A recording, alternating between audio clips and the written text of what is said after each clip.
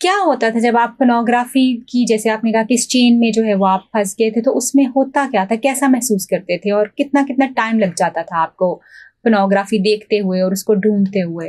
इससे निकलने के लिए कभी कोई कोशिश की? जब आप क्लिनिक पे आए, मेरे क्लिनिक पे, तो फिर आपका उस वक्त का क्या एक्सपीरियंस जो वो था? ये इतने ज़्यादा डिमोटिवेटेड थे, मुझे आके कहते हैं मैडम मैं नहीं ठीक होना, मुझसे नहीं ठीक हुआ जा रहा। तो फिर हमने इनको अपने ग्रुप में शामिल किया, जो कि हमारा ख़ास तौर पे एक ऐसा ग्रुप है जिस पे हम मैस्टरबेशन के ऊपर और पोर्नोग्राफी के ऊपर लोगों को उस ग्रुप में शामिल करते हैं। बिस्मिल्लाहिर्रहमानिर्रहीम, अस्सलाम वालेकुम जी। मैं हूं doctor Tahira Rubab, coffee with doctor Tahira Rubab के पॉडकास्ट के साथ आपकी खिदमत में हाजिर हूं। आपको पता है कि coffee with doctor Tahira Rubab podcast में हम ख़ास तौर पे रियल लाइफ लोग जो हैं, जो हीरोज़ हैं अपनी अपनी लाइफ के, उनको आपकी खिदमत में उनकी स्टोरीज शेयर करते हैं, ताकि आप भी जान पाएँ और सीख पाएँ कि लोग किस किस तरह से सर्वाइव किए और किस किस तरह से उन्होंने अपने हालात का मुकाबला करके अपनी लाइफ को बेहतर किया और अपने मसाइल का सामना किया है।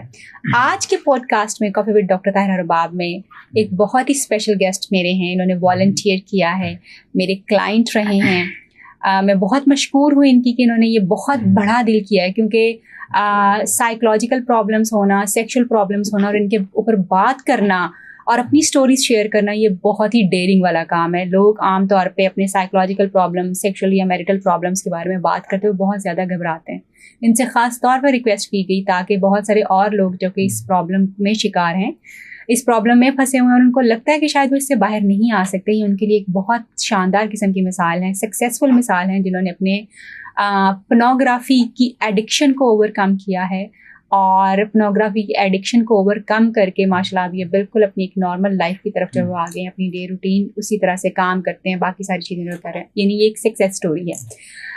क्लाइंट अपने का मैं नाम हरगिज़ नहीं बताऊंगी जो आज के हमारे गेस्ट हैं, क्योंकि प्राइवेसी का ख़ास तौर पे ख्याल रखा जाएगा और क्योंकि उन्होंने मास्क चढ़ाया हुआ है, हम उनकी कोई आइडेंटिटी जो है आपसे शेयर नहीं करेंगे। सिर्फ वो अपने प्रॉब्लम के बारे में हमसे शेयर करेंगे और किस तरह से उन्होंने इस पर ओवरकम किया, इसके ऊपर बात करेंगे। अस्सलाम वालेकुम जी। वालेकुम सलाम। कैसे हैं आप? ठीक ना आपने? बहुत बहुत शुक्रिया कि आपने बड़ी हिम्मत का काम किया है कि आप दूसरे लोगों को भी शेयर कर सकें कि आपने पोर्नोग्राफी, जो कि जिसका शिकार हमारी नौजवान नस्ल बहुत ज़्यादा है, आप भी उसका शिकार बहुत शदीद हद तक जो है वो रहे हैं और किस तरह से आपने उसके ऊपर ओवरकम किया, इसके बारे में आज हम बात करेंगे। आपने टाइम निकाला, इसका बहुत शुक्रिया आपका जी। कुछ बताएंगे कि ये मसला शुरू कब हुआ था आपका? शुरू वही यंग एज में हुआ था, तो मैं 15 साल का था। स्टार्ट में आपको पता है माँ बाप जो होते हैं अपने बच्चों को कोई टैबलेट्स, मोबाइल्स ले देते हैं, तो मेरे साथ भी कुछ इस तरह ही हुआ था कि पेरेंट्स ने मुझे टैबलेट ले दी थी। तो स्टार्ट में तो पहले हम उसको गेम्स वगैरह में यूज़ करते थे, आहिस्ता आहिस्ता फिर उसको फिर हमने गर्ल साइड भी जाना शुरू कर दिया। कोई दोस्त वगैरह भी इस तरह थे, उन्होंने भी थोड़ा इस तरफ लगा दिया, तो फिर इस तरह फिर वो उस चेन में फंस गया आहिस्ता आहिस्ता, तो फिर खुद निकलना काफ़ी मुश्किल हो गया था। ओके, क्या होता था जब आप पोर्नोग्राफी की, जैसे आपने कहा कि इस चेन में जो है वो आप फंस गए थे, तो उसमें होता क्या था, कैसा महसूस करते थे और कितना कितना टाइम लग जाता था आपको पोर्नोग्राफी देखते हुए और उसको ढूंढते हुए? उसके बेसिकली साइड इफ़ेक्ट्स काफ़ी होते हैं। आप मिसाल के तौर पे अगर आप इस चीज़ में फंस गए हो ना, तो आपको ऐसे लगेगा आप बाउंड हो गया, आपका ना माइंड काफ़ी स्लो हो गया है।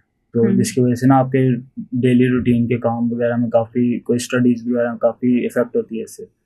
तो यही मेरे साथ हुआ था, जिसकी वजह से ना काफ़ी मैं और ज़्यादा इसमें पढ़ना शुरू हो गया था।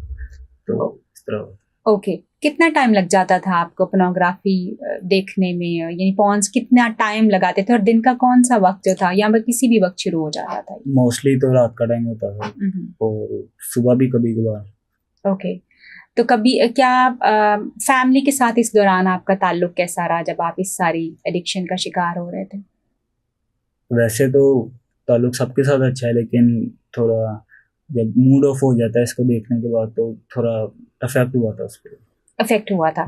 क्या कभी आप यानी इसकी वजह से ऐसा हुआ कि ज़्यादातर अकेले रहना और इस तरह की चीज़ें वगैरह कभी होती हों? ये थोड़ा लॉन्ग टाइम में जाके, स्टार्ट में नहीं हुआ था, थोड़े कुछ सालों बाद जाके ये चीज़ मुझे होना शुरू हुई थी मेरे साथ। क्योंकि आप जैसे मैंने बताया ना, इसके काफ़ी इफ़ेक्ट्स होते हैं, तो उस इफ़ेक्ट्स की वजह से फिर काफ़ी आहिस्ता आहिस्ता फिर मैं थोड़ा लोगों से थोड़ा मिलना जुलना कम हुआ है इसकी वजह से। मतलब कि ये उसके साइड इफेक्ट्स की वजह से थोड़ा ये होता है।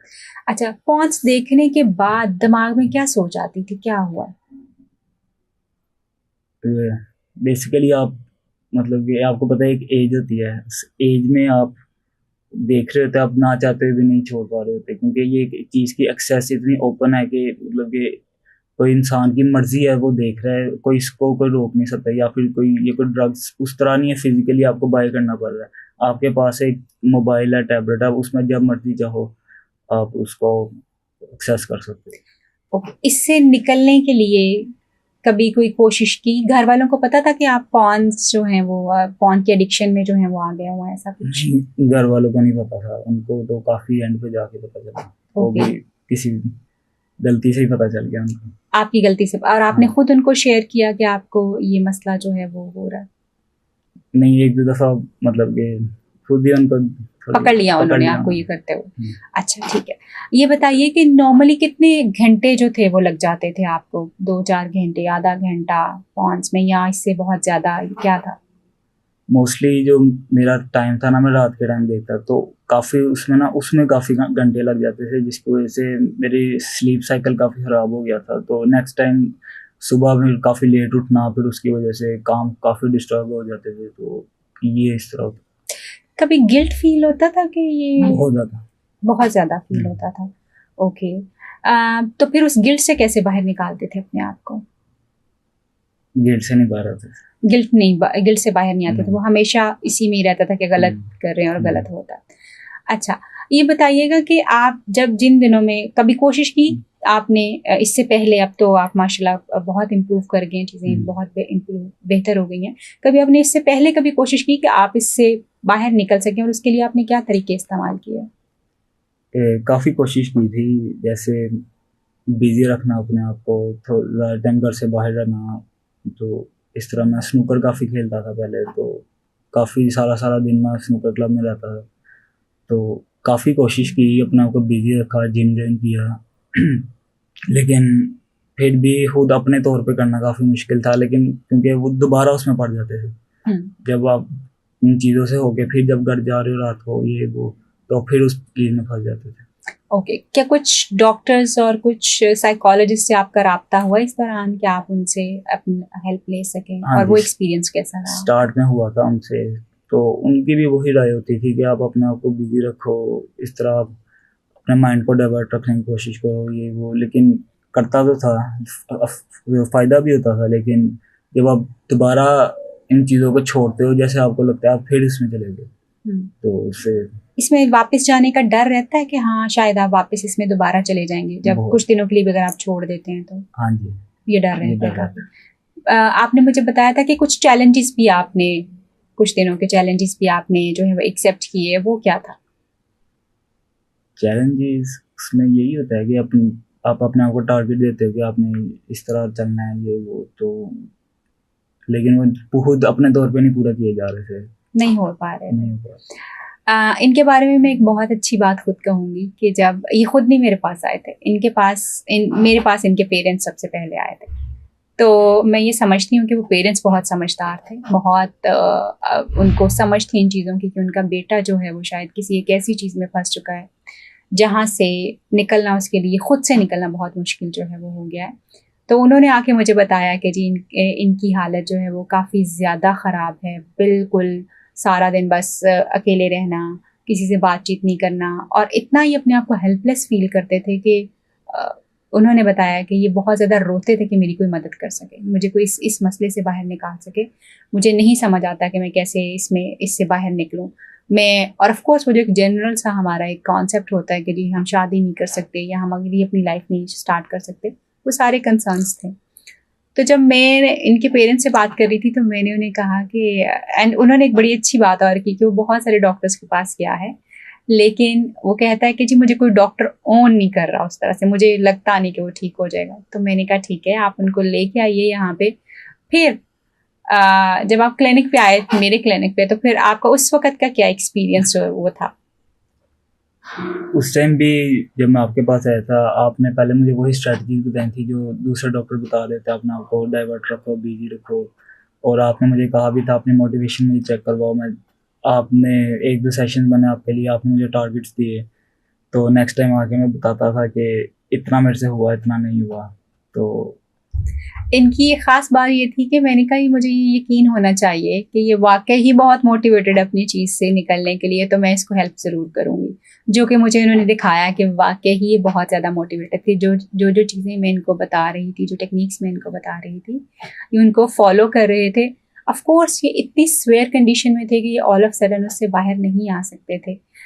फिर उन टेक्निक्स के साथ उनको यूज़ करते-करते फिर आगे क्या हुआ? फिर इसी तरह 2-3 सेशन के बाद आपके पास दोबारा आया, थोड़ा डिमोटिवेटेड सा, तो फिर आपने फिर थोड़ी मदद वगैरह की, ग्रुप में ऐड करवाया मुझे। जी, बिल्कुल, ग्रुप में ऐड करवाया। और उस ग्रुप के बाद क्या हुआ? उस ग्रुप के बाद आपकी चीज़ें बेहतर होना शुरू उस हुई? ग्रुप के बाद काफ़ी चीज़ें बेहतर हुई। यानी ये इतने ज़्यादा डिमोटिवेटेड थे, मुझे आके कहते हैं, मैडम मैं नहीं ठीक होना, मुझसे नहीं ठीक हुआ जा रहा। तो फिर हमने इनको अपने ग्रुप में शामिल किया, जो कि हमारा ख़ास तौर पे एक ऐसा ग्रुप है जिस पे हम मैस्टरबेशन के ऊपर और पोर्नोग्राफी के ऊपर लोगों को उस ग्रुप में शामिल करते हैं और उनको सपोर्ट करते हैं कि वो अपने इस प्रॉब्लम के से बाहर आ सकें। कितने महीने हो गए अब आपको हमारे साथ? अभी मुझे 2 मंथ्स हो गए। 2 मंथ्स हो गए। 2 मंथ्स में आपको अपने कितना चेंज अपने अंदर जो है अभी तक नज़र आया है कि अब आप इस काबिल हो गए? क्योंकि मैं अब ये देख सकती हूँ कि इनसे अपनी रूटीन भी मेंटेन नहीं होती थी। वो रूटीन और इनके चेहरे के ऊपर वो जो एक बड़ी उदासी और मायूसी सी थी, वो चीज़ें वो हैं जो हम खुद ऑब्ज़र्व कर सकते हैं, शायद ये ना देख पाएँ। वो उदासी और मायूसी इसके चेहरे पे हमें नज़र नहीं आती। अब इसकी बॉडी में एक एक्टिवनेस जो है वो नज़र आती है मुझे।